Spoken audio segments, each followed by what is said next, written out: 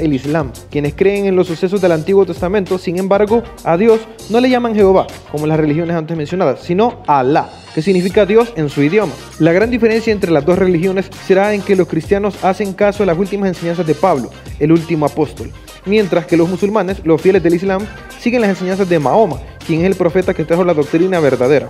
Aquí es donde aparece otro libro. Este recoge el Antiguo Testamento, las enseñanzas de Jesús, y en vez de las escrituras de Pablo, están las del profeta Mahoma.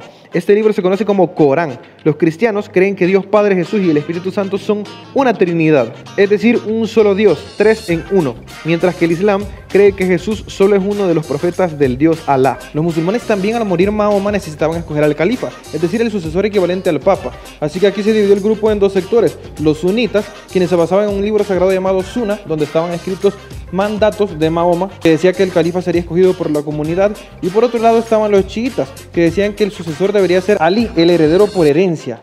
Los sunitas ahora conforman el 90% del Islam y se consideran los más ortodoxos, es decir, apegados a las creencias, y los chiitas son el 10%.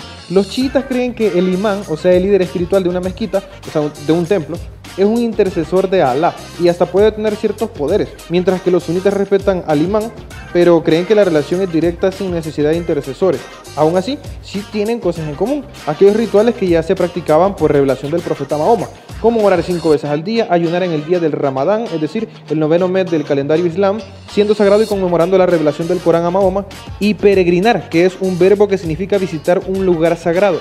En el 12º mes, siendo el último del calendario de esta religión, nada más y nada menos que a la Meca, el lugar sagrado donde nació Mahoma en Arabia Saudita. Ahí hay un lugar llamado Mezquita Sagrada, donde se encuentra un cubo enorme metálico llamado Kaaba, que fue edificado por el mismísimo Adán y reconstruido por Abraham y su hijo Ismael. Aquí se debe hacer ciertos rituales como dar una cantidad de vueltas al cubo, orar y rezar textos sagrados, etc. Ir a la Meca se debe hacer al menos una vez en la vida según los musulmanes.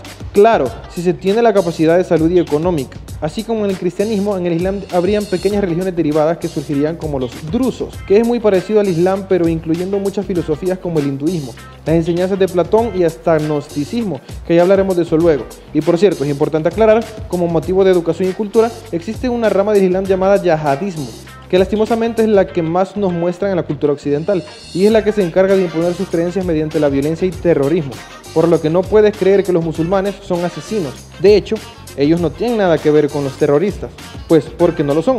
Recuerda separarlos y entender diferencias entre musulmanes y yihadistas. Este fue un extracto del video completo sobre esta temática. Si te interesa verlo y aprender más, tendrás el link en la descripción.